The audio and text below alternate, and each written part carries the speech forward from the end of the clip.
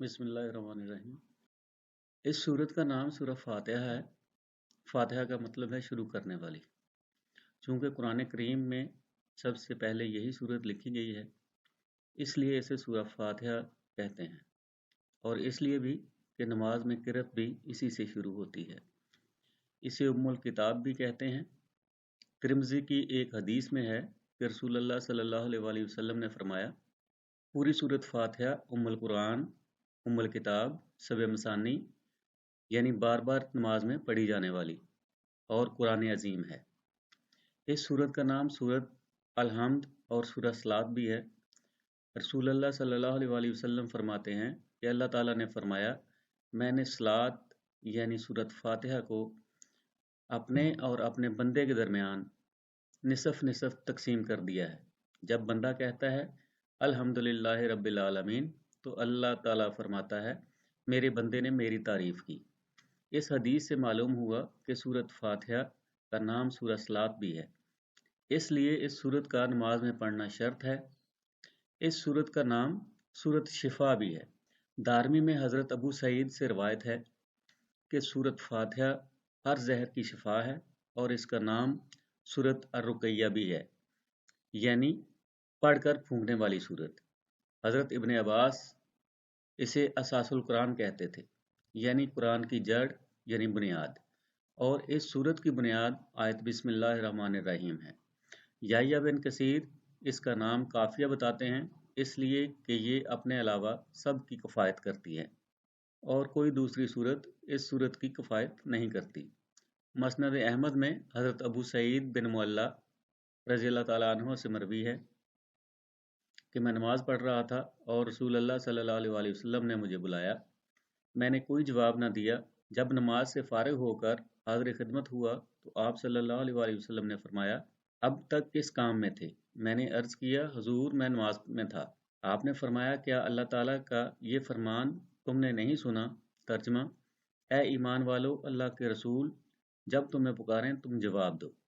اچھا سنو، میں تمہیں مسجد سے نکلنے سے پہلے بتا دوں گا کہ قرآن میں سب سے بڑی سورت کون سی ہے۔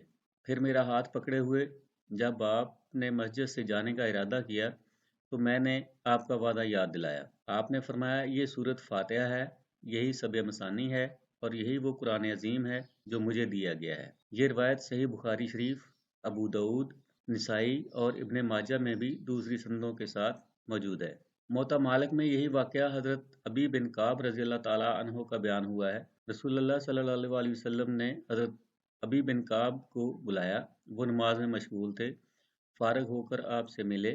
فرماتے ہیں کہ آپ صلی اللہ علیہ وسلم نے اپنا ہاتھ میرے ہاتھ پر رکھ دیا۔ اس وقت مسجد سے باہر نکل ہی رہے تھے کہ فرمایا، میں چاہتا ہوں کہ مسجد سے نکلنے سے پہلے تجھے ایسی صورت بتاؤں کہ تورات، انجیل اور قرآن میں اس کی مثل نہیں۔ اب میں نے اپنی چال سست کر دی اور پوچھا، حضور وہ کون سی صورت ہے؟ آپ صلی اللہ علیہ وسلم نے فرمایا، نماز کے شروع میں کیا پڑھتے ہو؟ میں نے کہا، الحمدللہ رب العالمین، پوری صورت۔ آپ صلی اللہ علیہ وسلم نے فرمایا، یہی وہ صورت ہے، یہی سبع مثانی ہے، اور یہی قرآن عظیم ہے جو مجھے دیا گیا ہے۔ حضرت عبداللہ بن جابر رضی اللہ تعالیٰ عنہ سے روایت ہے کہ میں ایک مرتبہ رسول اللہ صلی اللہ علیہ وسلم کی خدمت میں حاضر ہوا۔ آپ اس وقت استنجے سے فارغ ہوئے ہی تھے۔ میں نے سلام عرض کیا، آپ نے جواب نہ دیا۔ دوبارہ سلام کیا، کوئی جواب نہ ملا۔ تو پھر سلام کیا، لیکن آپ نے ایک بار بھی جواب نہیں دیا۔ آپ گھر تشریف لے گئے اور میں پریشانی، غم و رنج کی حالت میں مسجد میں چلا گیا۔ تھوڑی دیر بعد طہارت کر کے تشریف لائے اور 3 مرتبہ ہی میرے سلام کا جواب دیا اور فرمایا، سنو، تمام قرآن کریم میں بہترین سورت سورت فاتحہ ہے۔ صحیح بخاری شریف فضائل القرآن میں حضرت ابو سعید بن خدری رضی اللہ تعالیٰ عنہ سے روایت ہے کہ ہم ایک مرتبہ سفر میں ایک جگہ اترے ہوئے تھے۔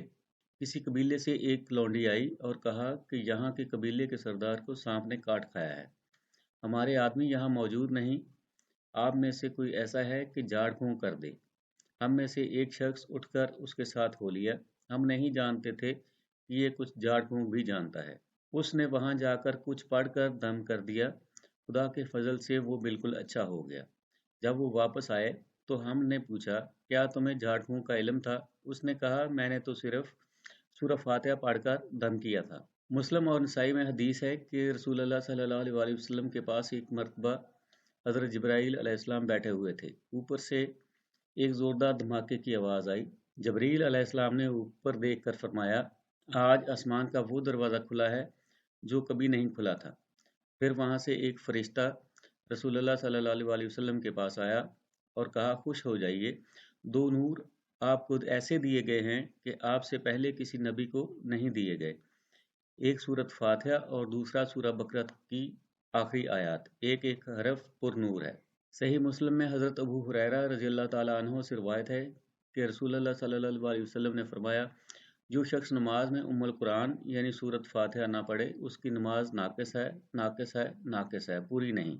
हज़रत अबू हुरैरा रज़ियल्लाहु ताला अन्हु से पूछा गया कि जब इमाम के पीछे हों तो कहा, चुपके चुपके पढ़ लिया करो। मैंने रसूलुल्लाह सल्लल्लाहु अलैहि वसल्लम से सुना है, आप फरमाया करते थे कि अल्लाह ताला का फरमान है कि मैंने नमाज को अपने और अपने बंदे के दरमियान निसफ निसफ तकसीम कर दिया है और मेरा बंदा मुझसे जो मांगता है वो मैं देता हूँ। जब बंदा कहता है अल्हम्दुलिल्लाह रब्बिल आलमीन तो अल्लाह फरमाता है मेरे बंदे ने मेरी तारीफ की है। फिर बंदा कहता है अर्रहमानिर रहीम तो अल्लाह ताला फरमाता है मेरे बंदे ने मेरी सना बयान की। फिर बंदा कहता है मालिक यौमिद्दीन तो अल्लाह फरमाता है मेरे बंदे ने मेरी बुजुर्गी बयान की। बाद रवायतों में है कि अल्लाह ताला इसके जवाब में फरमाता है मेरे बंदे ने खुद को मेरे स्पुर्द कर दिया। फिर बंदा कहता है इय्याका नअबुदु व इय्याका नस्तईन। अल्लाह ताला फरमाता है ये है मेरे और मेरे बंदे के दरमियान और मेरा बंदा जो मुझसे मांगेगा मैं दूंगा। इहदिनस सिरातल मुस्तकीम सिरातल लज़ीना अनअमता अलैहिम गैरिल मग़दूबि अलैहिम वलद्दॉल्लीन। अल्लाह फरमाता है ये सब मेरे बंदे के लिए है और ये जो मांगेगा मैं वो इसके लिए है। अबू दाऊद, तिरमिज़ी, निसाई में हदीस है कि रसूलुल्लाह सल्लल्लाहु अलैहि वसल्लम ने अपने मुक्तदियों से फरमाया कि तुम सिवाय सूरह फातिहा के और कुछ ना पढ़ो, इसके बगैर नमाज नहीं होती। मस्नद बाज़ार में ये हदीस है, हजूर सल्लल्लाहु अलैहि वसल्लम फरमाते हैं कि जब तुम बिस्तर पर लेटो तो सूरत फातिहा और सूरह इखलास पढ़ लो, तो मौत के सिवा हर चीज़ से अमन में आ जाओगे।